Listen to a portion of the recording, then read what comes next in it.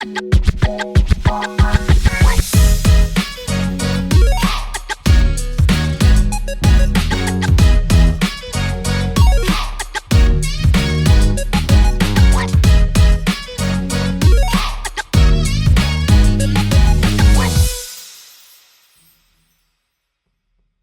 tout le monde, c'est Clem Coco. On se retrouve pour une nouvelle vidéo qui aura pour thème la tier list des candidats de Koh Lanta, le totem maudit. Alors, ça a été une vidéo assez compliquée à faire, surtout à définir l'emplacement de chaque candidat. Je vous avoue, ça a été un petit peu compliqué, mais j'ai finalement réussi. Je pense qu'il va y avoir de grosses discussions dans les commentaires parce que vous ne serez pas forcément tous d'accord avec moi. J'ai essayé d'être objectif, mais en même temps un petit peu subjectif aussi, parce que clairement, on ne peut pas avoir tous le même avis sur chaque candidat. Et puis, j'ai mes petits favoris, j'ai voulu un petit peu les défendre, mais en gardant un minimum d'objectivité quand même. J'ai pas fait la mauvaise foi partie, faut pas abuser non plus. En tout cas, ça a été un petit peu compliqué, mais j'ai finalement réussi. Donc, vous allez rapidement découvrir où votre candidat favori se situe.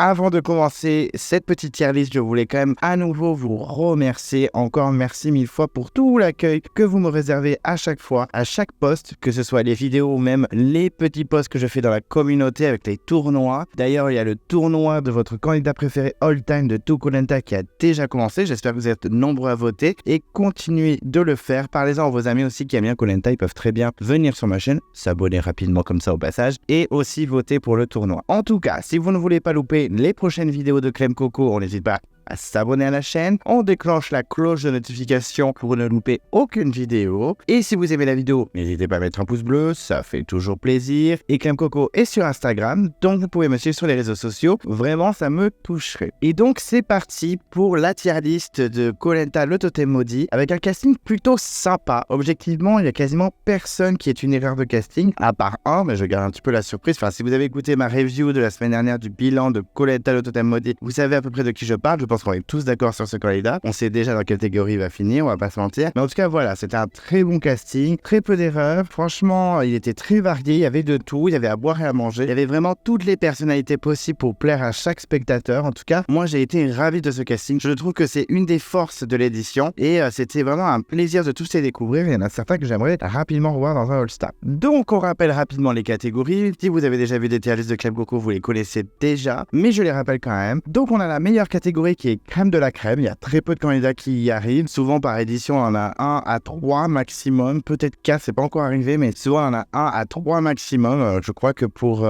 Thaïlande et Johor, on en avait 3. Et peut-être que là, on en aura 3, on sait pas. Vous allez voir, mais en tout cas, c'est la meilleure catégorie crème de la crème. C'est vraiment que le candidat a rempli tous les 4 S, qu'il a été ultra efficace, qu'il a dominé sa saison, qu'il a vraiment une bonne vision du jeu et que ce serait évident de le revoir dans un All-Star et qu'il a marqué Koh Lanta, l'aventure Koh Lanta, son aventure, mais aussi l'aventure globale, le jeu Koh Lanta avec cette participation. Ensuite, on a la deuxième catégorie qui est plutôt pas mal quand même, c'est bel aventurier. C'est une catégorie sympa où un candidat vraiment remplit pas mal de cases, mais pas toutes. Il n'a pas forcément les 4 S. Certains qui sont dans cette catégorie n'ont pas les 4 S, même quasiment la totalité n'ont pas les 4 S. On verra au fil des candidats, mais en tout cas, c'est une catégorie quand même plutôt correcte. C'est quand même que l'aventurier savait où il allait, il n'était pas paumé, il avançait tranquillement. Certains se sont fait blindsider, mais en tout cas, s'il n'arrivait pas à suivre une stratégie par exemple, il était plutôt bon par exemple en social ou en survie ou en épreuve ou alors il a vraiment fait le show ou en tout cas il m'a bien plu à moi. C'est vrai que j'ai été un peu subjectif sur cette tier list. J'espère ne pas trop me faire insulter dans les commentaires, mais en tout cas voilà, c'est que c'est un bon aventurier qui a marqué l'aventure et qui remplit pas mal de catégories dans les 4 S. Pas forcément toutes, mais pas mal. Ensuite, la troisième catégorie qui est bien mais vraiment pas folle non plus puisqu'elle s'appelle bien mais pas top. Donc cette catégorie, c'est que le candidat a essayé de donner quelque chose. Il était là, on l'a vu, il n'était pas non plus transparent et l'enfantin, mais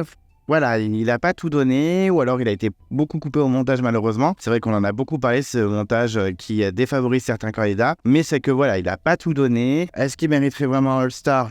Je suis pas sûr, peut-être, allez, allons-y, mais c'est vrai qu'on n'a pas tout vu. Donc des fois, je vais être un peu dur, certains candidats qui sont plutôt appréciés, ils sont. Donc voilà, mais c'est mon avis, je vous avoue que même moi, certains candidats que j'apprécie vraiment, je les ai mis dans cette catégorie parce qu'il faut être objectif. On va pas mettre tout le monde non plus dans Bel Aventurier, c'est pas vrai, certains, ils auraient pu plus donner, ou alors être un peu plus existants. Donc voilà, une catégorie plutôt moyenne, quoi. On n'a pas très envie d'y aller. Ensuite, la quatrième catégorie, c'est parti trop tôt. Ça, c'est les candidats qui sont partis vraiment trop tôt dans l'aventure, qui auraient pu donner vachement plus, mais qui se sont fait soit blindside ou éliminés, ou alors qui ont fait un abandon médical, ou bien qui n'avaient pas les épaules pour l'aventure, ou en tout cas pas tout de suite, ce qui pourrait potentiellement mériter un All-Star. Je trouve que tous les candidats qui sont dans cette catégorie pour le Totem Maudit méritent un All-Star en tout cas. Et petite notification, souvent les parties trop tôt, j'essaie de pas trop mettre de candidats qui sont arrivés au moins à la réunification. Voilà, à partir des ambassadeurs, je les mets pas dans partie trop tôt parce que pour moi, ils ont au moins fait la moitié de l'aventure, donc ce qui veut dire que voilà, ils avaient le temps quand même de se montrer, de se mettre en avant, en tout cas d'essayer de mener un petit peu le jeu et qu'ils n'ont pas réussi. Donc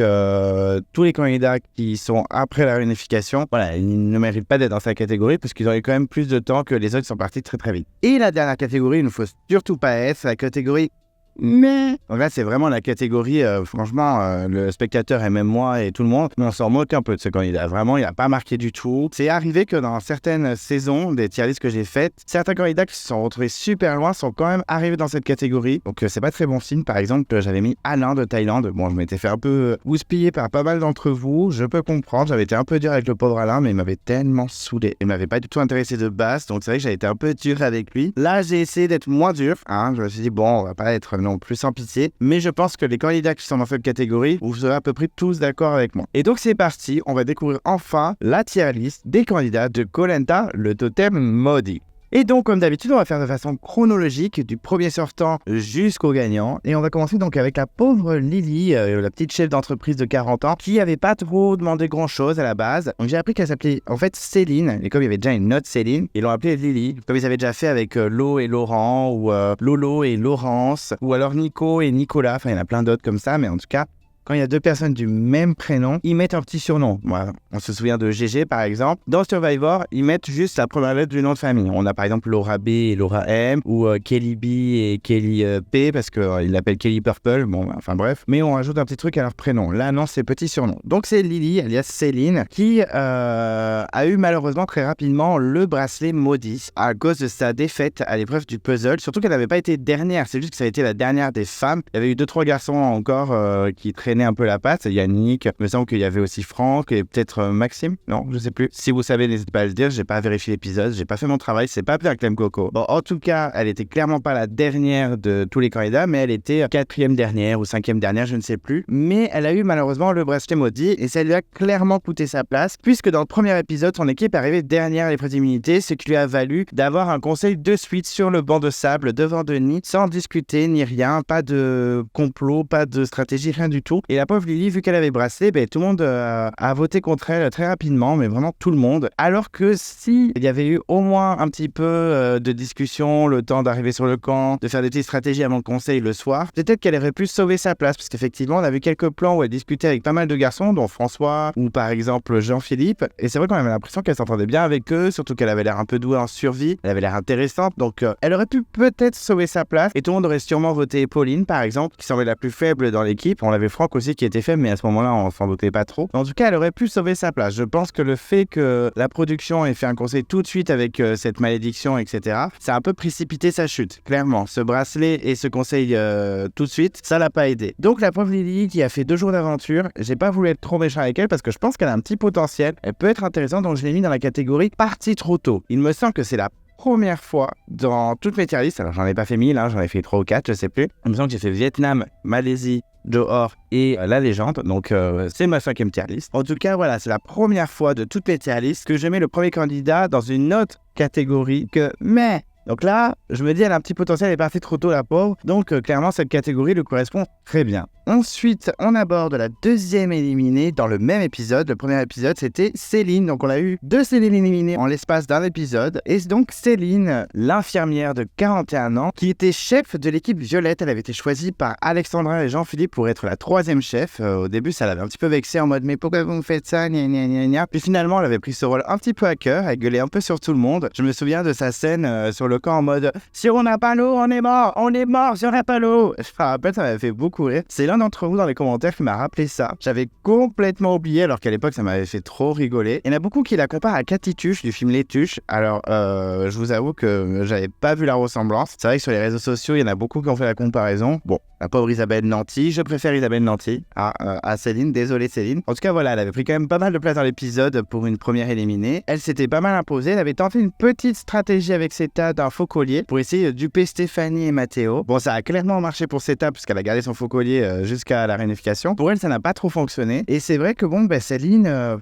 à part être un peu rigolote à la catituche selon certains, parce que moi je trouve que pas du tout, elle n'a pas non plus brillé. En tant que chef, c'était n'importe quoi, elle s'imposait trop alors qu'elle avait zéro crédibilité. Socialement, à part Seta, elle n'a pas eu grand monde dans sa poche. Sportivement, catastrophe. En survie, ça allait dans tous les sens. Et stratégiquement, par le faux collier qu'elle a donné à Seta, qui a tenu certes, c'était pas non plus la queen de la saison. Donc, comme elle nous a clairement pas manqué, et qu'en plus elle est partie avec un beau tacle de Stéphanie, je me rappelle de sa punchline hyper longue qu'il avait terminée.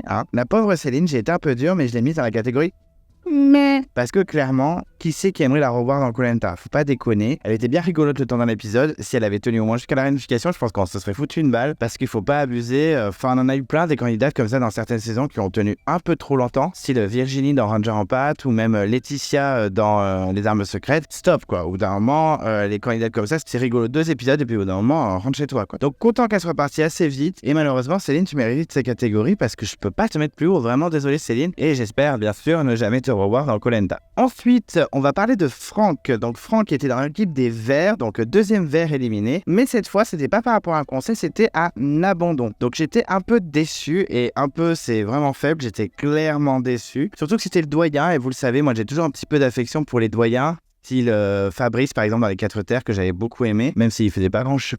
Mais là, Franck, je m'étais dit, il a l'air d'avoir quelques restes physiques de sa jeunesse. Je pense qu'il peut être super intéressant. Puis il est pas si vieux que ça, il est doyen, mais il a 52 ans. C'est pas non plus, calmons-nous, c'est pas 70 ou je sais pas quel âge. Là, ça va, 52, il peut tenir la route. Enfin, il était pas forcément menacé en plus, en tout cas dans le premier épisode. Après, là, dans le deuxième, il a fait un peu n'importe quoi et il a abandonné sans trop de raison parce qu'il était pas non plus à l'agonie. Tout allait bien, malgré le fait qu'il ait croqué une racine et qu'il est bavé sans limite. Et c'est vrai que lui aussi, il a des comparaisons physiques. Il a été comparé à François Bayrou. Alors, je trouve qu'il y a un peu plus de ressemblance que Cathy Tuche pour Céline, mais faut pas déconner. Je trouve qu'il cherche des ressemblances un peu n'importe où, mais bon, ok. Mais en tout cas, voilà, pour dire, Franck, on va pas non plus épiloguer pendant 20 ans. Il avait fait un gros abandon en lâchant clairement son équipe, puisque les abandons ne sont pas remplacés par rapport aux abandons médicaux. Et je me rappelle d'une Loana qui avait grave la rage et qui lui avait parlé comme de la mère, qui lui avait dit, mais c'est ça, ouais, casse-toi. C'était parti un peu en cacahuète avec Franck. Et donc, malheureusement, petit Franck, j'ai pas pu le mettre ailleurs que...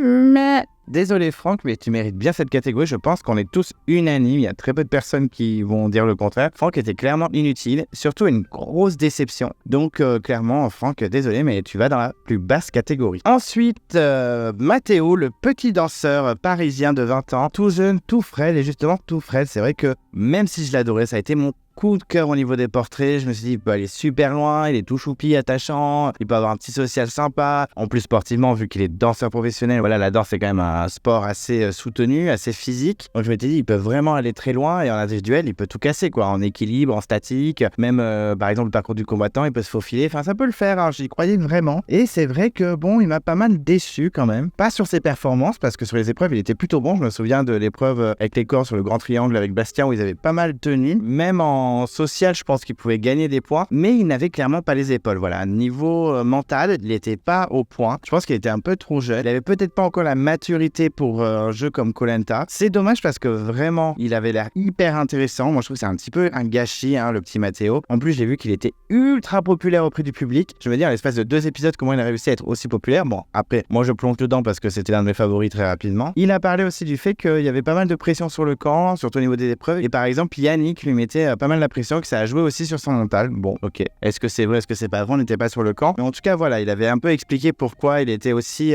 mal à l'aise et malheureux sur le camp. Pourtant, il avait un bon duo en plus avec Stéphanie, je les aimais bien. Et malheureusement, ça a été compliqué pour lui. J'ai hésité dans plusieurs catégories, mais j'ai décidé de le mettre dans Parti trop tôt. Alors pourquoi? Bon, déjà parce que je l'adore et que je voulais absolument pas le mettre dans. Mais, donc je vous avais dit qu'il y avait un petit peu de subjectivité dans cette tier list. Je ne veux absolument pas le mettre dans cette catégorie parce qu'il ne le mérite pas. Et je trouve qu'il a un petit potentiel pour un All-Star. Je me dis pourquoi pas un All-Star d'ici 3-4 ans, si mentalement il se prépare encore mieux. Voilà, il a déjà fait un petit peu l'aventure, même s'il est resté 4 jours. Mais je me dis, voilà, ça peut être intéressant par la suite. Je sais qu'il est très populaire. Donc ça ne m'étonnerait pas que la production le rappelle parce que c'est vrai qu'il y a pas mal de candidats sortis très vite qui ont été rappelés, comme Dylan ou même Sandra de première saison qui a été rappelée en 2014. On se demande bien pourquoi d'ailleurs, mais bon, qu'elle était revenue. Et je me dis, Matteo, vu la popularité qu'il a, ça peut être possible. Et je me dis que d'ici 3-4 ans, peut-être qu'il aura un mental un peu plus d'acier, on va dire. Donc voilà, je me suis permis de mettre Mathéo dans partie trop tôt. Ensuite, Samira, la coach sportive de 34 ans, que j'aimais beaucoup aussi dans les portraits, que je trouvais énergique, dynamique. Je trouvais qu'elle avait une très très bonne énergie, elle était plutôt positive, souriante. Elle donnait envie de la connaître en tout cas. Elle était chez les Bleus, c'est donc la première bleue à être sortie, mais c'était après le swap. Donc en fait, elle n'était pas vraiment bleue, elle était rouge à ce moment-là, mais c'est la première bleue quand même à être sortie. On n'aurait pas forcément parié sur elle pour une sortie aussi rapide. Chez les Bleus, j'aurais plus dit Géraldine ou Benjamin, mais non, c'était bien Samira. Voilà, elle a eu du mal à s'intégrer avec sa nouvelle équipe et surtout affronter la stratégie des Verts, puisqu'effectivement, Luana avait gagné à l'épreuve des espèces de petits pics sur les mains et du coup, elle avait constitué son équipe. Elle avait bien sûr choisi tous les membres de son équipe verte à part Nicolas. Elle avait bien joué d'ailleurs, Luana, à ce moment-là. Donc Samira était un peu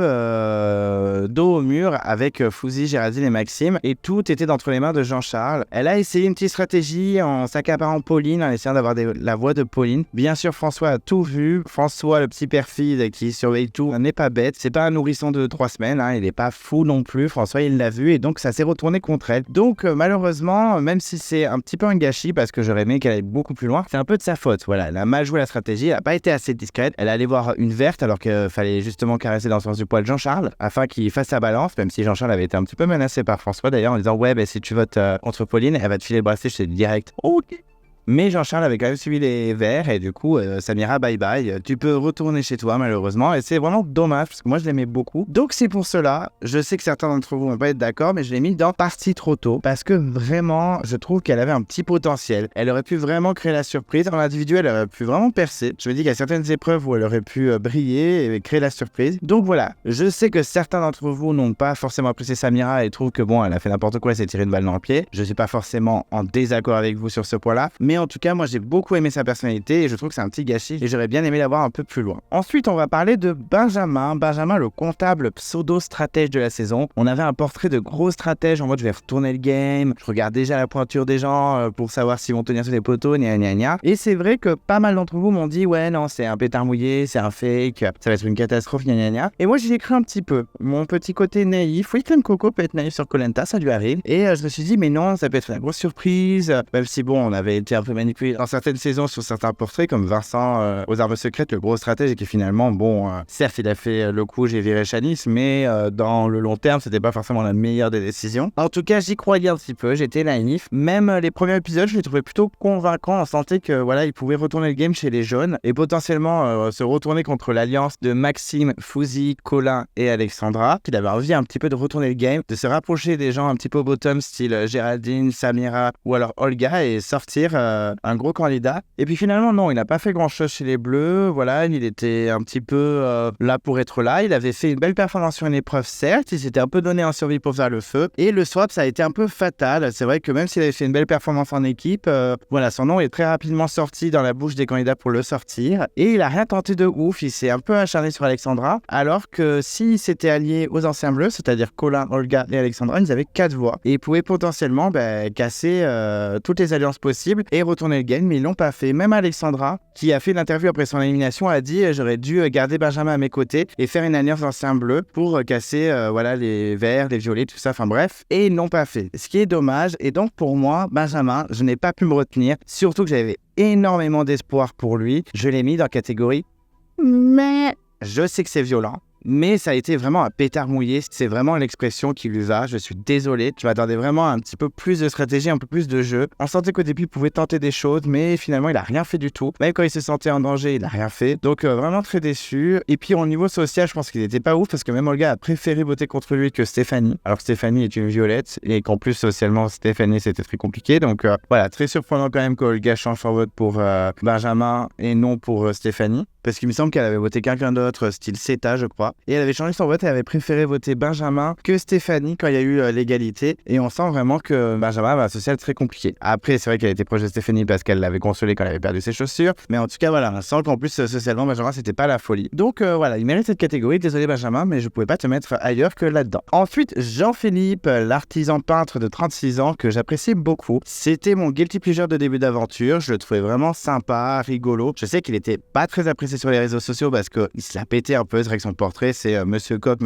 Et finalement, sur le camp, il était plutôt sympa, plutôt rigolo. Il se la pétait pas de ouf. Il tirait pas la couverture sur lui tout le temps. Enfin, franchement, ça allait. Je crois qu'il était plutôt supportable. C'est vrai que je comprends pas trop pourquoi les gens le clashaient. Je le trouvais bon vivant, toujours le sourire. Franchement, moi, j'ai bien aimé Jean-Philippe. Bon feeling avec lui. Surtout qu'il était pas nul sur les épreuves, etc. Bon, malheureusement, il a dû abandonner l'aventure parce que médicalement, c'était compliqué. Il commence à avoir des pieds en mode Shrek. C'était waouh, très compliqué pour lui. Ça gonflait dans tous les sens. C'est vrai qu'au début, les candidats étaient en mode ah, c'est rigolo tes pieds. Et finalement, ça a précipité sa chute. Donc, au revoir Jean-Philippe, ce qui était vraiment dommage. Je trouve que c'est un petit peu un gâchis. Même beaucoup de personnes sur Twitter ont dit mais c'est trop marrant. Il s'en va parce que ses chevilles enflent. Alors, c'est pas ses chevilles qui enflent, c'est ses pieds. Donc, même la blague ne fonctionne pas. Mais en tout cas, voilà, je les ai trouvés durs sur Twitter. Moi, j'ai vraiment trouvé attachant. Et son départ était vraiment trop rapide. Donc, du coup, je me suis permis de le mettre dans Parti trop tôt. C'est vrai que ça commence à faire pas mal de candidats dans Parti trop tôt. Et en plus, c'est pas le dernier. Donc, voilà, je m'attendais à ce qu'il reste plus longtemps. Et honnêtement, s'il n'y avait pas eu ce problème de pied, il aurait pu aller super loin dans l'aventure, étant donné qu'il était dans la stratégie dominante des Verts. Après, vous me direz Loana aussi, et elle s'est fait blindside. Mais je pense que Jean-Philippe était plus proche de François, de Nicolas ou de Ambre que Loana. Et donc, un peu déçu qu'il ait dû abandonner médicalement. En espérant le revoir, parce que je pense qu'il a un petit peu marqué le début de l'aventure. Mais je suis un peu inquiet parce que sur le premier direct, il a même pas parlé. Alors que c'est quand même un candidat qui a pris énormément de place dans les premiers épisodes. Donc, on verra par la suite. Mais en tout cas, moi, je serais à la production, j'aurais laissé une nouvelle chance parce que vraiment, pour moi, il est parti trop tôt. Ensuite, Stéphanie, donc la croupière stratège de 35 ans, qui avait une belle petite personnalité. Certains d'entre vous ont dit qu'elle avait fait l'émission juste pour faire la télé. Bon, bah, c'est vrai qu'elle a un petit profil, peut-être à faire une télé-réalité derrière, mais je n'en suis pas persuadé parce qu'elle a l'air un petit peu d'avoir la tête sur les épaules. Ça n'a pas l'air d'être une meuf un peu perdue, à la Charlotte de l'île des héros qui sort pas son collier et qui finit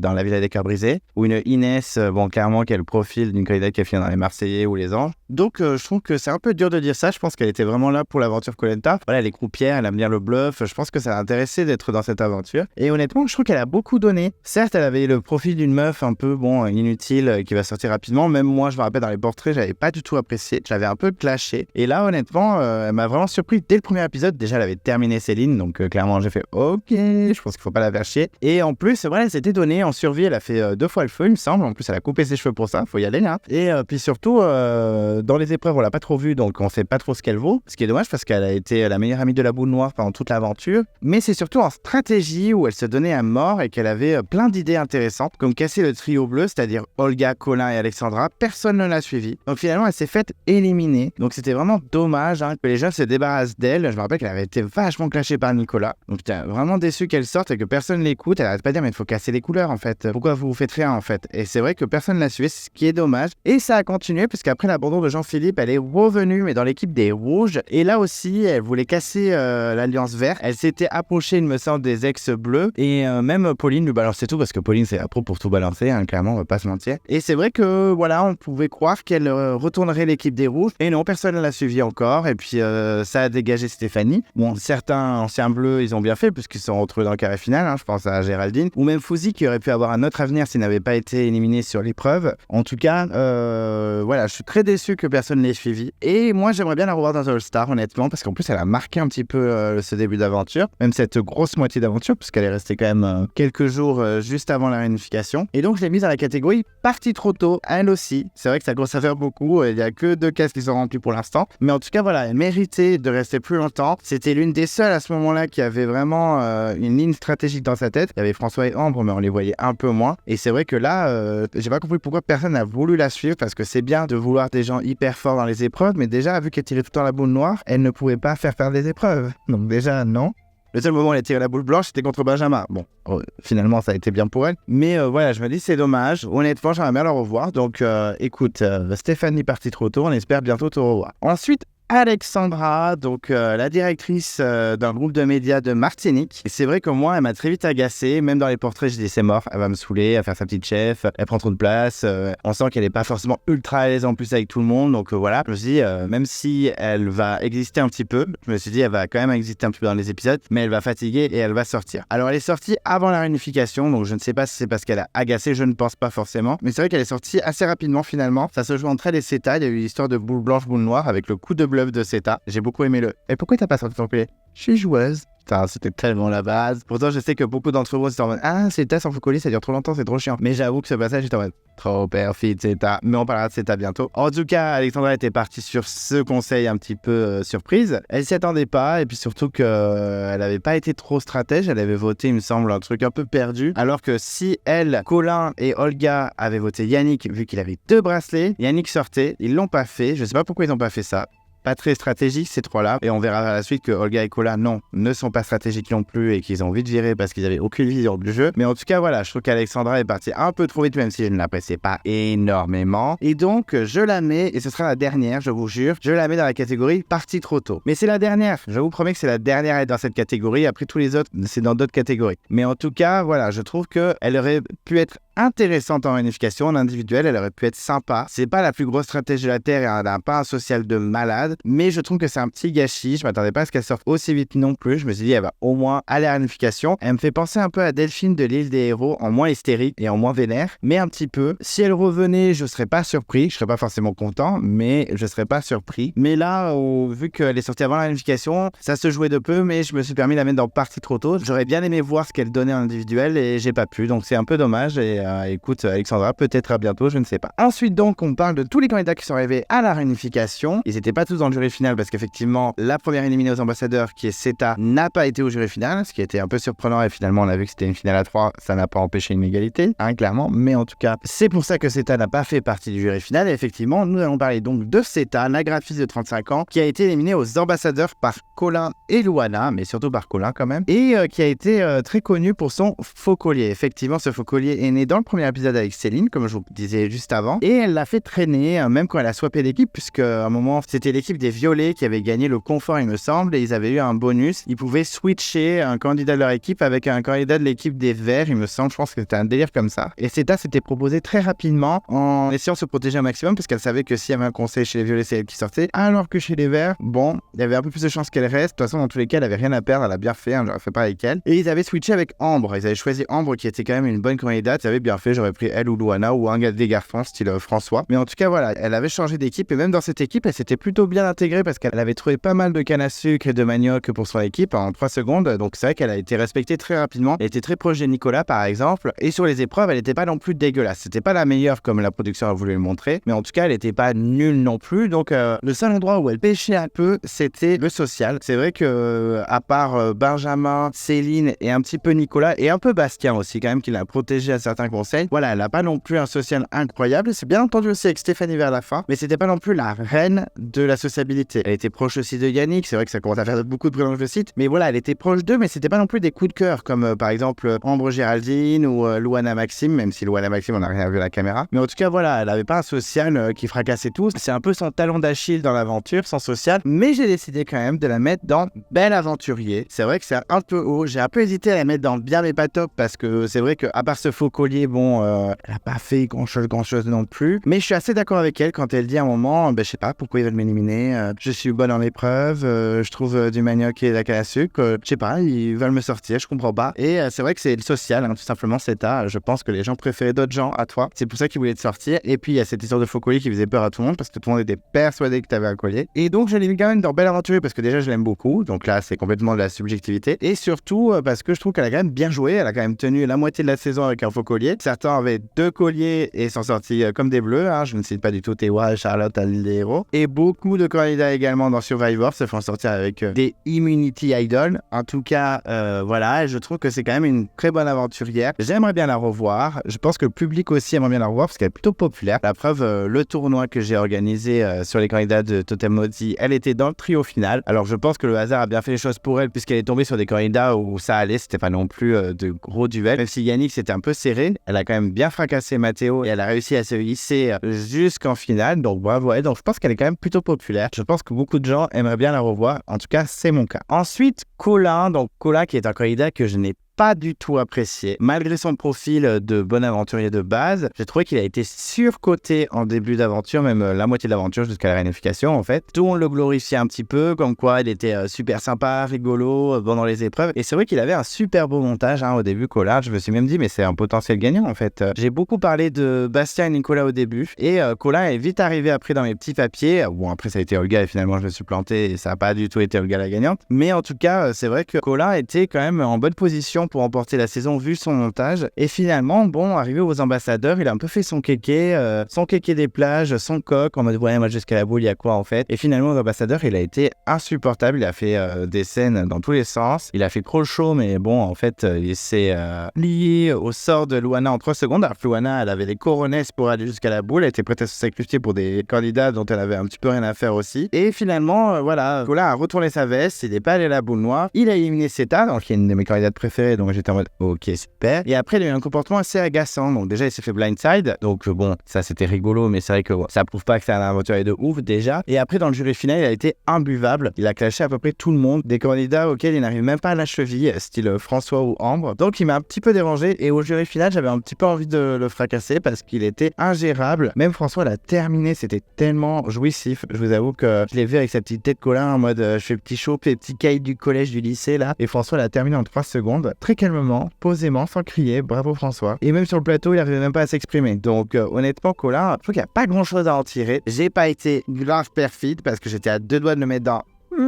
Mais non, mon objectivité a un petit peu pris le dessus et j'ai décidé de le mettre dans bien, mais pas top, parce que c'est vrai qu'il nous avait vendu du rêve pendant toute la première partie de l'aventure. Moi j'avais déjà trouvé qu'il était surcoté, mais c'est vrai qu'il était quand même plutôt populaire. Il était bon dans les épreuves, on va pas non plus mentir. Il avait un bon social parce qu'il s'entendait avec pas mal de monde, mais malgré tout, il a été très décevant aux ambassadeurs. Il s'est fait blindside comme un bleu, il a vraiment pas vu venir, alors que clairement c'était évident qu'ils allaient tous se sortir. Et en plus au jury final, il a été imbuvable, au conseil final, il était imbuvable, il a été insupportable pour moi. C'était le plus rageux de tous, même encore plus que Luana, donc c'est dire. Donc je ne pouvais pas le mettre ailleurs que dans bien et pas top, et il a de la chance que je l'ai pas mis dans mais.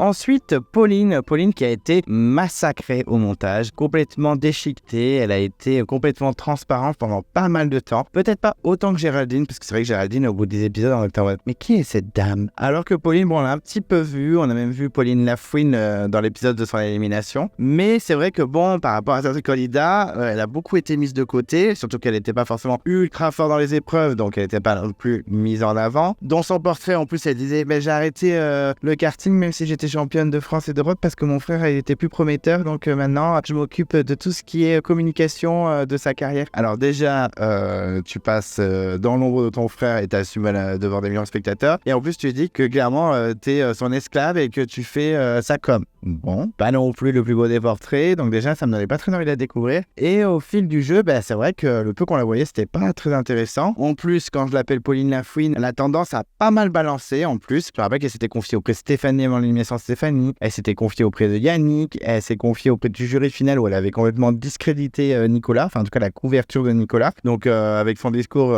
Pauline elle condamne Nicolas à une éventuelle victoire, alors que c'est quand même un allié à elle à la base. Donc c'est vrai qu'elle a la langue bien pendue, cette Pauline, elle avait pas forcément une super belle image auprès du montage et auprès de la production, ce qui est un peu dommage parce que non seulement en plus d'être massacrée au montage, je pense qu'elle avait un petit potentiel, cette Pauline, parce que au moment de son élimination à l'épreuve, c'est pas surprenant qu'elle se fasse éliminer une épreuve parce qu'elle était vraiment une des moins bonnes sportivement et même au niveau des épreuves en général dans Koh-Lanta de toute l'édition. On voit qu'à son élimination, les gens sont vraiment en larmes qu'elle se fasse éliminer, donc pas mal chez les verts mais aussi chez les bleus. Enfin, c'était assez dramatique son élimination, beaucoup de larmes. Et on se dit qu'elle avait peut-être un social de malade. Elle était peut-être un monstre de social, cette Pauline, mais comme on n'a rien vu, comme beaucoup de moments ont été coupés, comme la relation Géraldine-Ambre, Luana-Maxime, etc., beaucoup de moments comme ça ont été coupés. On se dit, mais ça se trouve, elle était proche de tout le monde, c'était trop la base, la petite sœur de tous les candidats. Et si elle n'avait pas été éliminée à l'épreuve éliminatoire, ça se trouve, elle aurait été sur les poteaux, la petite Pauline. Donc honnêtement, je trouve qu'elle a vraiment été trop massacrée au montage, mais à cause de ça un petit peu, j'ai pas pu la mettre dans une catégorie de malade non plus. Je pouvais pas la mettre dans Belle Aventurière, faut pas déconner. Donc je l'ai mise avec Olin dans bien, mais pas top. Parce que je pense qu'elle avait un potentiel en social, par exemple, ou même un petit peu en stratégie avec son profil de Pauline Lafouine. Mais honnêtement, elle n'a pas non plus des donné des choses incroyables. Le peu qu'on l'a vu, c'était pas non plus transcendant. Donc, je pense qu'il y a une part de responsabilité de la production au niveau du montage, mais c'était pas non plus une Ambre, une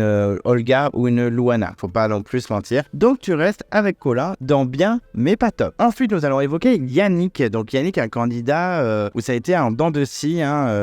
C'est vrai que moi, son portrait, je trouvais rien d'intéressant. On parlait surtout du basket, donc pas trop d'avis sur Yannick au début. Et ensuite, les 2 premiers épisodes, il me semble, j'avais beaucoup apprécié. Je le trouvais rigolo, bonne punchline, feel good, tout en sourire et tout. Et au fil des épisodes, son gros caractère a ressurgi, très feignant sur le camp. Il avait été critiqué par ses camarades, même Bastien, dont il est très proche, avait un peu clashé. Sur les épreuves, il faisait peur à tout le monde. Il faisait peur à Mathéo, il a fait peur à Olga, où il y a eu l'histoire de Olga-Yannick, le clash au conseil, qu'après Olga s'est fait traiter injustement de raciste sur Twitter parce qu'elle a peur de Yannick. Tout le monde dit mais c'est parce qu'elle est raciste. Aucun rapport, même Yannick lui-même l'a défendu sur les réseaux sociaux. La nana, elle est kazakh. Elle vit en France et elle va être raciste. Non mais ça n'a aucun sens. Enfin bref, mais en tout cas, voilà, il avait fort caractère, il se laissait pas faire. Et c'est vrai que moi ça me gêne, les grandes gueules comme ça. Je suis pas très fan des grandes gueules comme Yannick. Donc très rapidement, moi je l'ai mis dans la catégorie, il m'a saoulé, c'est bon, vraiment pas un de mes préférés. Sportivement, il a été beaucoup critiqué et moi le premier, c'est vrai qu'en individuel, il était catastrophique, Yannick. D'ailleurs, il a eu 2 bracelets autour des poignets. C'est pas non plus pour rien parce qu'il est pas performant. Sauf qu'en équipe, il avait été plutôt pas mal. Je me souviens des élastiques où il portait clairement Céline sur son dos tellement qu'elle en foutait pas une. Et lui, il donnait tout. Il était clairement leader de l'équipe. Et je me rappelle même d'une épreuve, je pense que c'est l'épisode 2 ou 3, où il tenait une énorme perche. Enfin, c'est lui qui faisait tout le boulot, clairement. Donc vraiment, en équipe, il était plutôt bon. C'est un peu le Ambre masculin parce que Ambre était assez incroyable en équipe et un peu moins folle en individuel. Elle était correcte, mais pas aussi folle quand elle était en équipe. Et c'est un peu la même pour Yannick, mais en plus catastrophique en individuel. Et c'est dommage, mais du coup, Yannick, je l'ai mis dans la catégorie bien, mais pas top. Je pouvais pas le mettre ailleurs parce que stratégiquement, c'était un peu le fouillis. Socialement, c'était catastrophique parce qu'il s'énervait auprès de tout le monde. Il avait un gros caractère. Sur le camp, il en foutait pas une. Et dans les épreuves, il était pas incroyable. Donc, je ne vais pas non plus le mettre dans la catégorie mais faut pas abuser. Mais je trouve que bien et pas top, c'est assez juste. Et en plus, moi, je l'apprécie pas forcément. Donc voilà, Yannick, tu mérites bien cette place et tu te retrouves avec Colin et Pauline. Ensuite, Anne-Sophie, la coach sportive, la prof de Kongu Jump, que j'ai mis beaucoup, j'ai très vite accroché, j'avais pas du tout aimé son portrait où elle faisait que parler du fait qu'elle était femme de footballeur et qu'elle ne voulait pas qu'on parle tout le temps du fait qu'elle soit femme de footballeur, sauf qu'on parlait que dans son portrait. Mais finalement, j'ai plutôt apprécié Anne-Sophie. C'est des épisodes, je trouvais que c'était l'une des plus réfléchies, assez stratège, qui ne se faisait pas avoir en 3 secondes. Par rapport, par exemple, à l'histoire du faux collier, elle était pas trop dupe au début. Bon, finalement, elle s'est enflammée et elle a cru que c'était vrai comme tout le monde. Mais en tout cas, je trouvais qu'elle était un petit peu plus réfléchie que la plupart de ses camarades. Très bonne en épreuve, parce que quand même, l'épreuve avec les petits pics sur les mains, elle est arrivée 2e avec Luana. Elle a même pu composer aussi son équipe. Je me souviens que le parcours du combattant contre Luana, elle était 2e, elle était pas loin. Donc, sportivement, elle était plutôt bien. Socialement, elle s'entendait avec pas mal de monde. Elle s'était bien intégrée dans cette équipe de violet. Au swap, pareil, elle s'était entendue avec pas mal de candidats, dont les anciens bleus, comme Colin, Alexandra ou Olga. Elle s'entendait bien avec Bastien, avec Yannick. Donc, socialement, c'était cool. Elle était juste dans la mauvaise stratégie. Elle était dans la stratégie minoritaire et ça a été un peu compliqué pour elle. Elle a tenté des coups, mais ça n'a pas fonctionné. Voilà, c'était un peu en dents de scie et surtout le coup fatal où Olga avait trouvé un collier et au lieu de le donner à Anne-Sophie, elle l'a utilisé elle-même et elles n'ont pas été très bonnes, les filles. Donc, pour moi, ça a été un peu dur. J'ai été un peu sévère avec Anne-Sophie, pourtant des candidates que j'aime bien, mais je l'ai mise dans bien, mais pas top. Alors pourquoi je l'ai mise dans cette catégorie? Alors certes, elle est pas nulle en sport et en social, mais en stratégie, c'était pas foufou. Des fois, elle réfléchissait pas tout le temps. Et c'est vrai qu'après, elle a été un peu décevante au fil des épisodes. On l'a beaucoup moins vue, bon, la faute du montage, mais je l'ai trouvée moins présente, moins active. On avait l'impression même qu'elle avait un petit peu abandonné. Et surtout, après, quand elle a été dans le jury, elle était un peu rageuse. Beaucoup moins que Colin, Yannick et Luana, mais quand même, elle était clairement focus sur Bastien. Elle en voulait à mort à Nicolas. Voilà, en plus, ce qui est dommage, c'est qu'elle s'en doutait un petit peu sur le camp. Elle a dit dès qu'elle arrive au jury final, qu'elle se doutait que Nicolas faisait double jeu. Ça a été confirmé par Pauline Lafouine. Mais en tout cas, voilà, je trouve qu'elle aurait pu être un peu plus suspicieuse et tenter d'autres choses, enfin de retourner un peu le game. Je trouve qu'elle n'a pas assez donné. Et c'est pour ça que je l'ai mise dans bien, mais pas top. C'est un peu sévère, mais je ne pouvais pas la mettre dans Belle Aventurière. Ensuite, Maxime. Alors Maxime, c'est un cas assez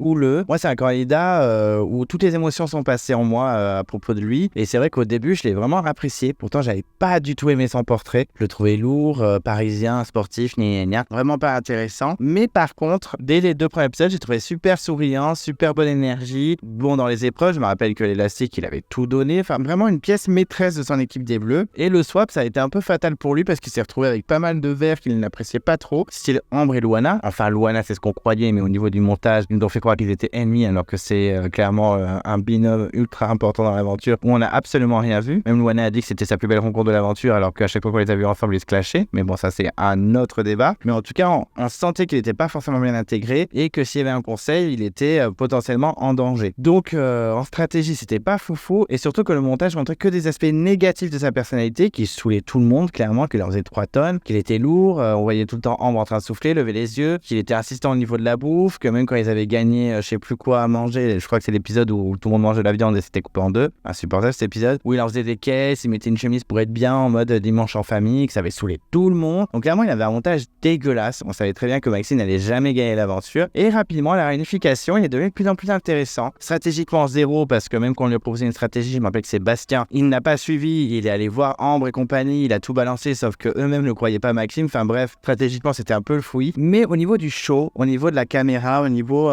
du spectateur, il donnait pas mal quand même. Voilà, avec ses petites punchlines, ses petites répliques, il était plutôt intéressant. Et c'est vrai que c'est un peu choquant, mais je vais le mettre dans Bel Aventurier. Alors pourquoi Bel Aventurier? Parce que déjà je trouve que dans les épreuves il se donnait à fond. Il était plutôt bon, c'était pas une catastrophe, c'était pas le meilleur, mais en tout cas il se donnait. Je me souviens même que dans le parcours du combattant il était juste derrière Bastien, alors qu'il y avait quand même François ou Fouzi par exemple, mais non, c'était Maxime qui était juste derrière Bastien. Donc plutôt bon en épreuve et socialement c'était pas la folie, mais en tout cas plutôt intéressant à l'écran. Même si je l'ai détesté pendant plusieurs épisodes, je trouve qu'il mérite bien sa place dans Bel Aventurier et j'espère rapidement le revoir parce que je trouve qu'il a bien fait vivre la saison. Ensuite Luana. Alors Luana, c'est un peu comme Maxime, je suis passé un peu par toutes les émotions, en particulier au début où je l'ai adoré. J'ai adoré sa personnalité, je l'ai trouvé fraîche, je l'ai trouvé cash, je trouvais qu'elle avait du caractère et moi j'aime bien les candidats qui ont du caractère, vraiment je trouve ça hyper sympa. Donc j'ai beaucoup accroché, en plus sur les épreuves elle se donnait à fond, on sentait vraiment qu'avec Ambre c'était les leaders féminines de leur équipe. Voilà, on se doutait qu'elle allait aller super loin, même quand il y a eu le swap chez les rouges, c'est elle qui a décidé un peu de tout et c'est vrai qu'au fil des épisodes, son caractère est devenu de plus en plus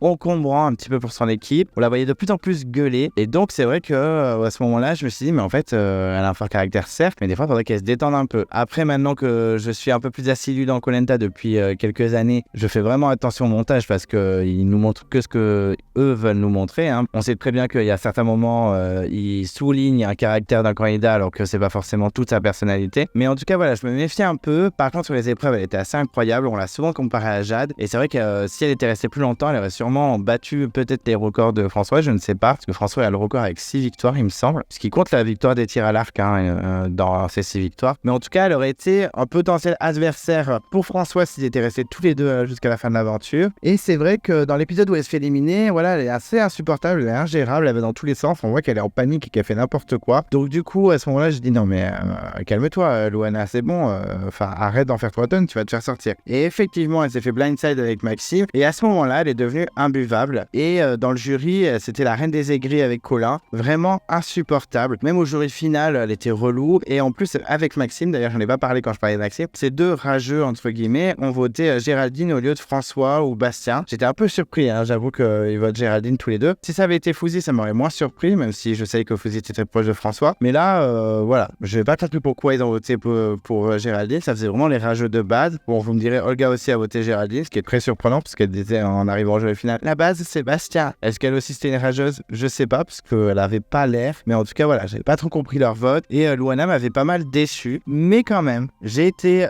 plutôt objectif sur elle. J'ai pas voulu trop la terminer. Je l'ai mise dans Belle Aventurière, parce que vraiment, c'est quand même une très bonne candidate. Elle a pris beaucoup de place dans la saison. Je ne pouvais pas la mettre dans une catégorie. Il faut être aussi objectif. Il ne faut pas non plus mentir et être de mauvaise foi. Et honnêtement, je ne serais pas surpris qu'elle revienne dans un All-Star. Elle le mériterait vraiment. Hein. C'est juste ce côté aigri, en fait, au moment de son élimination qui m'a un petit peu agacé. Certes, tu peux être dégoûté et choqué d'être éliminé, surtout quand tu ne t'y attends pas. Et c'est vrai que là, j'ai été un peu déçu par son comportement. Donc malheureusement, je ne pouvais pas la mettre dans crème de la crème juste pour ça. Mais je ne pouvais pas la mettre en dessous. Faut pas déconner. Ça reste quand même une très bonne aventurière. Ensuite, Fouzi. Fouzi, mon petit Fouzi, que j'ai adoré dès le début par sa personnalité. Il ramène vraiment du soleil à l'aventure. Je l'ai trouvé super souriant, toujours positif, il râlait rarement. Voilà, moi j'ai beaucoup aimé. Mais par contre, voilà, j'ai été un peu sévère avec mon Fouzi, je vous le dis direct. Je l'ai mis dans la catégorie bien, mais pas top. C'est aussi sévère que pour Anne-Sophie. C'est deux candidats que j'apprécie vraiment, surtout Fouzi. Mais en même temps, je peux pas non plus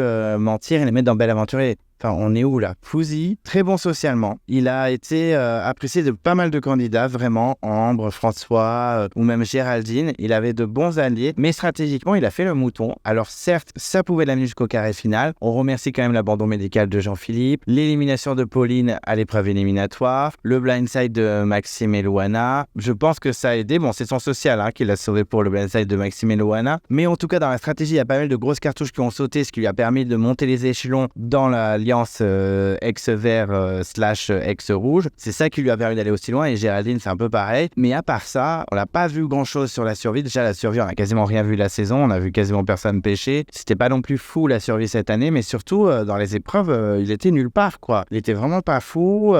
Il était pas souvent dans les premiers. Donc moi, j'avais été un peu déçu. Et c'est vrai qu'en plus, on l'a pas vu énormément non plus. Il a pas donné ce que je voulais. Moi, il m'a un peu déçu, Fouzi. Je le trouve super attachant, je l'adore et tout. Et ce serait grand plaisir de le revoir dans un All-Star, mais j'espère qu'il donnera un peu plus. Donc j'ai été un peu sévère comme Anne-Sophie, c'est un peu les deux dans la même catégorie. En fait, Anne-Sophie et Fouzi, je les mettrais dans la catégorie entre Belle Aventurier et bien et pas top. Mais comme ça n'existe pas, je les mets dans bien et pas top, faut être objectif. Je trouve qu'on les a moins vus que certains candidats qui vont être au-dessus d'eux, et surtout je trouve qu'ils se sont pas donnés à 100%. Et surtout Fouzi, parce que Anne-Sophie à la limite était un peu plus stratège et un peu meilleure dans les épreuves. Donc malheureusement mon petit Fouzi que j'adore, cœur pour toujours, je peux pas mentir et tu mérites d'être dans bien mais pas top. Ensuite Nicolas, un candidat que j'ai détesté du début à la fin. Je crois que le seul épisode que j'avais apprécié, c'était l'épisode final où il a dû un petit peu se justifier, un peu forcé par la prod, de ses coups stratégiques. Il a quand même défendu ses potes jusqu'au bout. Au jury final, il a bien mis le taux pour protéger André François. Donc ça, c'est le point positif de Nicolas. Ça, je peux pas lui enlever. Mais par contre, il avait une très belle ligne stratégique. Il a été plutôt bon. Et sans l'intervention de la prod avec Jean-Charles et Olga et leur fameux coffre, il aurait été rapidement dans le carré final. C'est le seul moment où les Verts ont perdu le pouvoir. Et honnêtement, c'était les petites magouilles de la prod, on va pas mentir. Sans ça, clairement, Nicolas était dans le carré final. Donc honnêtement, il a quand même bien joué. Dans les épreuves, il n'était pas une catastrophe non plus. C'était pas le meilleur, mais il n'était pas non plus catastrophique. Il était dans la bonne moyenne. Socialement, j'ai l'impression qu'il s'est quand même plutôt bien entendu avec les gens avant que le jury final découvre qu'en fait, il jouait double jeu. Merci Pauline au passage. Mais en tout cas, socialement, il tenait la route. Stratégiquement, il avait une bonne ligne. Au niveau des épreuves, il était correct. Et survie, bon, on n'a pas vu grand-chose, mais en tout cas, il tenait la route. Même si je ne l'apprécie pas trop et que j'aimerais pas trop le revoir, Nicolas, je l'ai quand même mis dans la catégorie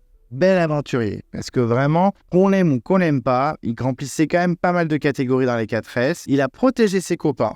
Il a protégé Ambre et François jusqu'au bout et ça, j'ai vraiment apprécié. Et même, il a un petit peu avoué sa faute, c'est sur le prime, forcé par la prod, clairement. Mais en tout cas, il a avoué sa faute, donc je lui en veux moins. Et c'est peut-être même le seul épisode où je l'ai aimé, c'était le dernier. Pas mal Nicolas quand même, il a bien fait son jeu. Sans Pauline, je pense que le jury ne serait pas tombé autant sur lui. Surtout que j'avais bien aimé son portrait avec son histoire, avec papa célibataire, sa maladie et tout machin. Donc en tout cas, ça reste quand même une belle personne et il mérite bien sa place dans Bel Aventurier. Ensuite, Olga, ma petite chouchou de la saison, ma préférée que j'aime trop. Et là, je vais peut-être pas être trop objectif sur elle, je suis désolé d'avance, mais moi j'ai trouvé que c'était une superbe candidate, hyper solaire, vraiment attirante, un peu mystérieuse. Moi, elle m'a vraiment touché, Olga, dans cette aventure. Entre émotion, rire et performance, je l'ai vraiment adorée. Après, je suis d'accord avec vous, elle a aucune vision de jeu. Stratégiquement, c'était n'importe quoi. Sans l'histoire du coffre avec Jean-Charles, bon, elle serait peut-être pas allée aussi loin. Merci la prod d'avoir mis les poutres en équilibre pour qu'elle ait l'immunité, qu'elle se fasse pas éliminer. Donc en tout cas voilà, je comprends qu'on l'apprécie pas trop et que on trouve pas que c'est une grande joueuse. Elle a fait un peu n'importe quoi. Elle a perdu Colin et Alexandra en route. Elle a sorti un collier pour rien, donc elle a perdu Anne-Sophie. Elle aurait pu faire des moves plus intéressants. Elle l'a pas fait, je suis d'accord. Mais moi je trouvais qu'elle passait super bien à l'écran. Moi ça a vraiment été mon coup de cœur. Elle a été performante sur certaines épreuves, pas toutes mais sur certaines. Et du coup j'ai pas pu m'empêcher. Je suis désolé d'avance de l'avoir mis dans Bel Aventurier. Je sais que certains la mettraient dans bien mais pas top et je peux comprendre. Et moi je pouvais pas m'en l'empêcher. Je ne pouvais pas la mettre dans l'autre catégorie, c'était pas possible. Déjà que j'avais mis Fouzi et que ça m'a fait mal au cœur. Non, là, Olga, pour moi, c'est une belle aventurière. Je pense que pas mal de gens dans le public, dont moi, aimeraient qu'elle revienne dans un All-Star. Elle était quand même ultra attachante. Certes, c'était pas non plus une boule d'énergie comme une Samira ou une Louana, mais en tout cas, j'ai vraiment aimé et j'espère qu'elle reviendra. Et je ne pouvais pas m'empêcher de la mettre dans Belle Aventurier, même si mes arguments ne tiennent pas trop la route. Je suis désolé, mais je l'ai adorée et je ne pouvais pas la mettre en dessous. C'était un sacrifice pour moi, un peu comme Fouzi. Et ensuite, on arrive au carré final avec la première candidate du carré, Ambre, la gestionnaire de formation de 27 ans. Et oui, Ambre, candidate qui a beaucoup fait parler, qui a été détestée par les tweetos, par les spectateurs sur les réseaux sociaux. Et c'est vraiment dommage parce que moi, honnêtement, même si des fois elle a un dur caractère, je l'ai beaucoup aimée cette candidate. En tout cas, je trouvais qu'elle avait vraiment tout donné. Elle remplit pas mal de facettes des 4S. En épreuve, elle était plutôt bonne, surtout en équipe, je suis d'accord, parce que pas mal d'entre vous disent ouais, mais en individuel, elle était pas si folle. Oui, elle était pas incroyable non plus, mais elle était souvent dans les meilleurs quand même. Et surtout dans les épreuves en équipe, c'est elle qui lidait tout, que ce soit sur l'épreuve des aveugles, sur l'épreuve des puzzles, sur l'épreuve où il fallait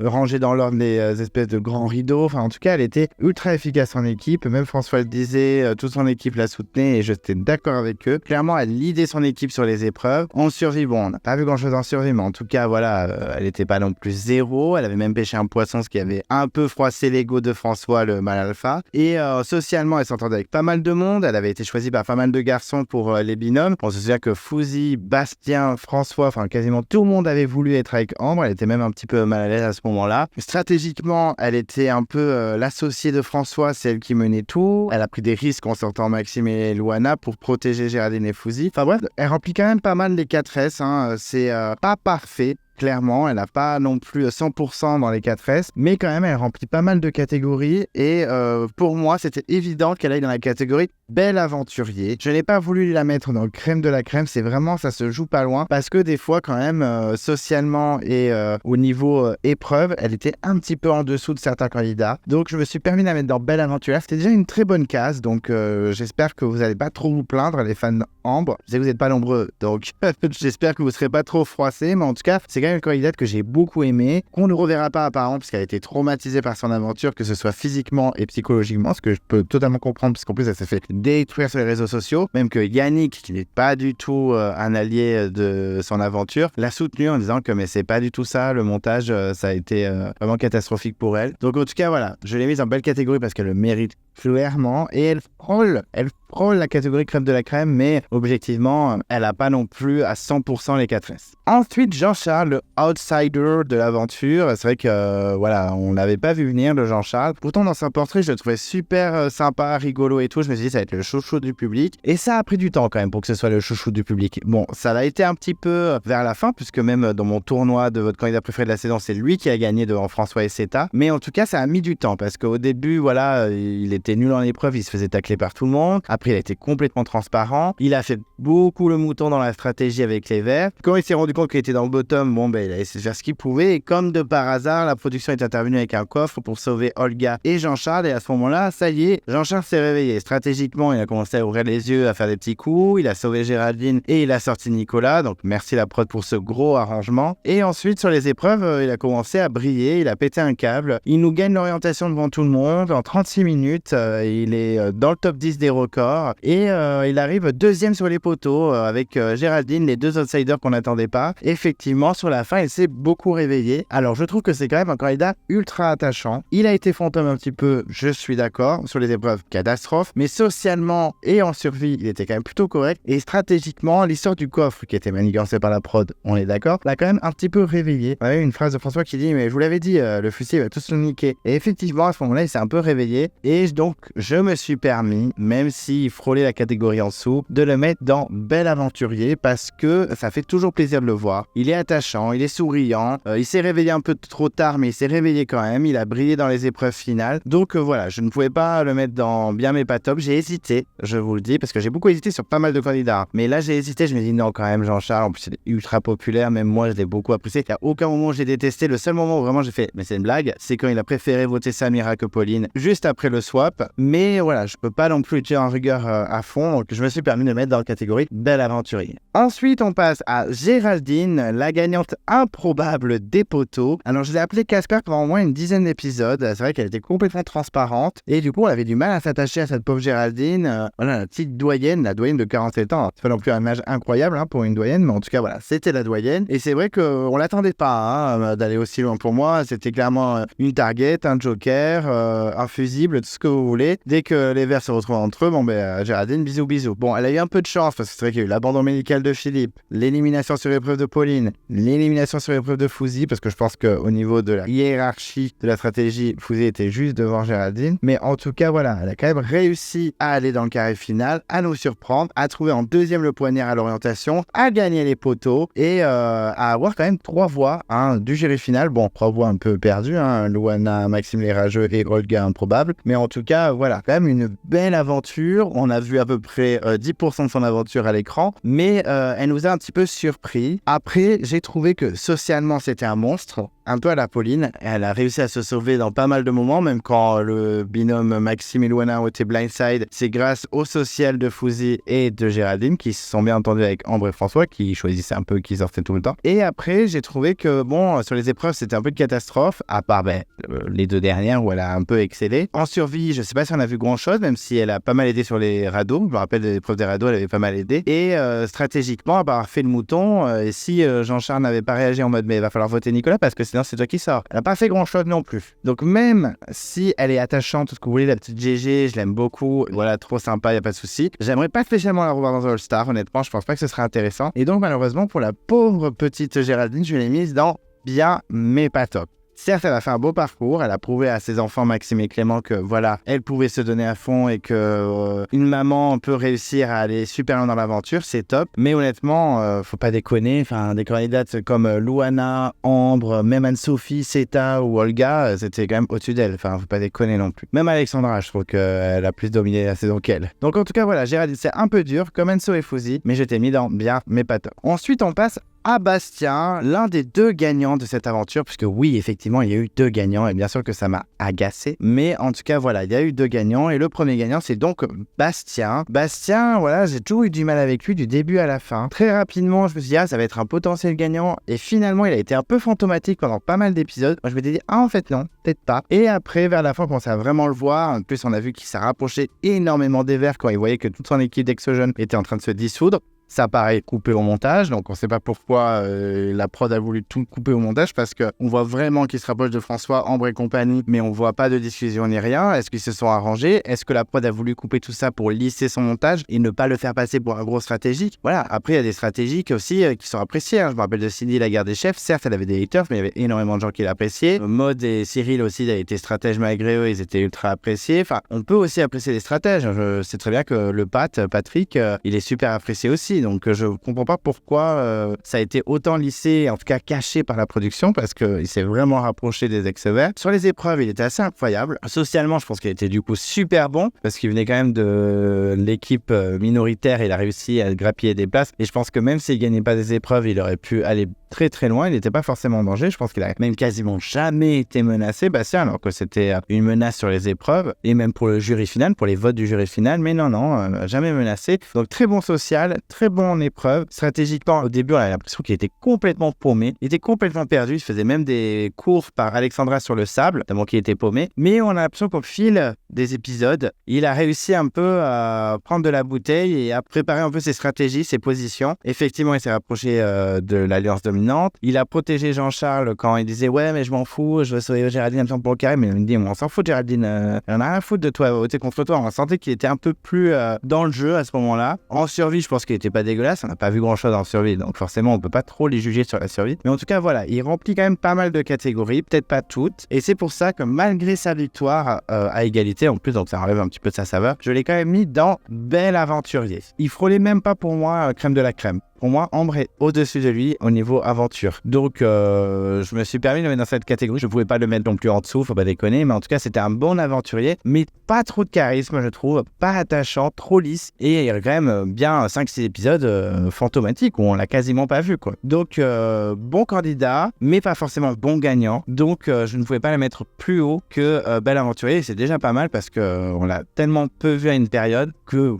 Voilà, stop. Donc, Bel Aventurier, c'est déjà quand même une bonne catégorie pour lui. Et le dernier candidat, c'est François. François, le pompier de l'Hérault, vraiment charismatique, qui a dominé la saison. Au début, j'aimais pas du tout. Même quand il avait trouvé son collier limité, j'étais en mode, oh là là, super, on va se taper jusqu'au bout. Bon, finalement, les colliers s'arrêtaient au premier conseil de la réunification. Mais en tout cas, je me disais, oh non, mais c'est bon, il domine tout. C'est lui qui a décidé de virer Samira. Il domine toute son équipe et tout. Et au début, j'étais vraiment en mode, il m'a saoulé en mode Bertrand en Caramoan, où il avait fait un montage dégueulasse de Bertrand. Alors qu'on voit bien que c'est pas un méchant gars, ce Bertrand, puisque dans La Revanche des Héros, c'était le candidat en or, trop gentil et trop là-bas, social de ouf. Donc vous voyez, les montages, ça fait tout, même si souvent on critique le candidat, c'est bon la photomontage, toujours le même argument, mais il y a des fois vraiment ça change tout. Et c'est vrai que là, François, au début, j'étais en mode, ok, bienvenue le nouveau Bertrand. Et puis finalement, au fil des épisodes, j'ai appris à le connaître, cette grosse montagne sur les épreuves, il fracassait tout, stratégiquement, c'est lui qui dominait tout, et en plus, socialement, il gagnait vachement de points, les gens l'aimaient vraiment beaucoup, parce que par exemple, quand Olga et Jean-Charles ont eu le coup du sort de la prod avec le coffre, ils auraient pu très bien virer François, qui était le leader stratégique de tout, et non, ils ont préféré virer Nicolas. Donc, je pense que socialement, il s'entendait vraiment avec tout le monde. Un survie, on voyait bien qu'il voulait tout donner et qu'il pêchait des trucs et qu'il était là. On avait très peu de scènes de survie et François en faisait partie, ce qui prouve qu'il était bien présent dans cette catégorie également. Et en plus, moi, je me suis attaché à lui parce que, en plus d'être une grosse montagne, des fois, il faisait fendre un petit peu sa carapace, il pleurait, il était ému. L'élimination de Pauline, par exemple, ou quand il parle de sa copine, enfin de sa femme, on va dire, parce que maintenant ils ont un enfant ensemble, petit François est en route. En tout cas, voilà, je le trouvais vraiment touchant. Moi, il m'a vraiment ému à certains moments, et en plus, je trouve qu'il remplit les 4 S. Il est maintenant considéré comme l'un des meilleurs gagnants de Koh-Lanta all time. Alors clairement, oui, je le mets dans les meilleurs gagnants. Le seul truc qui me dérange un peu, c'est qu'il ait gagné égalité avec Bastien, donc c'est une double victoire, donc ça enlève des points. Est-ce que c'est vraiment le meilleur gagnant de Koh-Lanta? Ça, c'est subjectif. On sait qu'il y a Marc, Maud de la guerre des chefs, ou encore Philippe du Vietnam, qui ont été assez incroyables aussi. On parle aussi de Gérard Hugo, mais qui a été un peu plus discret par contre. Mais en tout cas, voilà, je trouve quand même qu'il est dans le lot. Le fait qu'il ait gagné à égalité, ça gâche un peu sa victoire, mais quand même, ça reste un très bon candidat, très bon gagnant qui va vraiment marquer l'histoire de l'émission Koh-Lanta. Je pense que dans 10 ans, on parlera encore des performances de François, qui a quand même gagné 6 victoires en une seule saison, ce qui est vraiment pas mal. Donc, je ne pouvais pas faire autrement que de le mettre dans crème de la crème. Mais bien sûr, cette catégorie n'allait pas finir vide. Bien sûr, il y a un candidat qui y va et c'est François. Et là, c'est vraiment avec beaucoup d'objectivité parce que je l'aime beaucoup, François. Je voulais qu'il gagne quand j'ai vu le carré final. Mais c'est pas forcément mon candidat préféré. Honnêtement, c'est beaucoup d'objectivité dans cette position pour François et un petit peu de subjectivité parce que je le trouve un peu touchant. Mais il mérite vraiment sa place en crème de la crème. Je ne pouvais pas le mettre plus bas parce que c'est celui qui a dominé l'aventure dans toutes les catégories. Je pense que même les autres candidats seront d'accord et ce serait super qu'il revienne dans un All-Star. Je pense qu'il pourrait faire de nouvelles prouesses, il serait assez incroyable. En tout cas, François, tu mérites bien ta place en crème de la crème, tu es le meilleur aventurier de la saison pour moi. Et voilà, vous connaissez donc ma tier list des candidats de Koh-Lanta, le totem maudit. Vous avez tous les candidats dans toutes les catégories. J'espère qu'il n'y a pas trop de déception de votre côté. Voilà, vous n'êtes pas dit ah non mais c'est une blague, il avait lui là-dedans, mais n'importe quoi, il a rien compris. En tout cas, si vous le pensez, n'hésitez pas à le dire, parce que j'aime bien aussi débattre. On ne peut pas être tous d'accord main dans la main et chanter Kumbaya autour d'un feu. Le but c'est de débattre aussi. On a tous nos préférés, tous nos idées, tous nos avis. Donc n'hésitez pas à dire ce que vous pensez, à mettre votre petite tier list aussi dans les commentaires, ça pourrait être sympa. Je les commenterai, je les jugerai aussi. Ça sera rigolo, on pourra se juger entre nous, toujours dans la bonne humeur et dans la bienveillance, pas d'insultes, on n'est pas sur Twitter pour insulter Ambre et François, mais en tout cas voilà, j'espère quand même que vous êtes satisfait de cette tier list, que vous êtes plutôt d'accord avec moi quand même si par exemple je pense que certains candidats sont un peu trop haut, style Olga, j'avoue, j'abuse, ok, ou même des candidats trop bas comme Géraldine, Fouzi et Anne-Sophie, j'ai été un peu sévère avec eux, mais voilà, c'est ma tier list, c'est la tier list de Clem Coco, c'est l'avis de Clem Coco et il changera pas. Donc voilà, j'espère que vous êtes quand même content de la vidéo et que vous êtes surtout content du résultat. Et donc voilà, j'ai terminé donc ma vidéo de la tier list des candidats de Koh-Lanta. J'espère que c'était pas trop long. En tout cas, merci de m'avoir écouté jusqu'au bout. On se retrouve dès la semaine prochaine avec un petit thème, une petite vidéo qui m'a été plusieurs fois demandée. Effectivement, ça va être parti pour la partie 2 de mes tops et mes flops casting. On va partir de Koh-Lanta Malaisie en 2012 jusqu'à Koh-Lanta le Totem Maudit en 2022. Il y aura donc 14 saisons, il me semble, et vous serez donc donc tous mes coups de cœur de chaque saison et aussi tous mes flops, tous les candidats que j'ai pas appréciés, ainsi que mon guilty pleasure de chaque saison. Donc je vous laisse un petit peu deviner qui seront dans le top 3, dans le flop 3 et dans la case guilty pleasure d'ici là. Si vous ne voulez pas louper les prochaines vidéos de Clem Coco, on n'hésite pas à s'abonner à la chaîne. On déclenche la cloche de notification si vous êtes prévenu quand je poste une vidéo ou un petit texte ou un petit sondage dans les communautés. On peut mettre un pouce bleu à chaque article ou vidéo que je poste, ça fait toujours plaisir. Clem Coco est toujours sur les réseaux sociaux, donc on n'hésite pas à me suivre sur Instagram, j'essaie de poster assez souvent. Et d'ici là, je vous dis à très vite et je vous embrasse.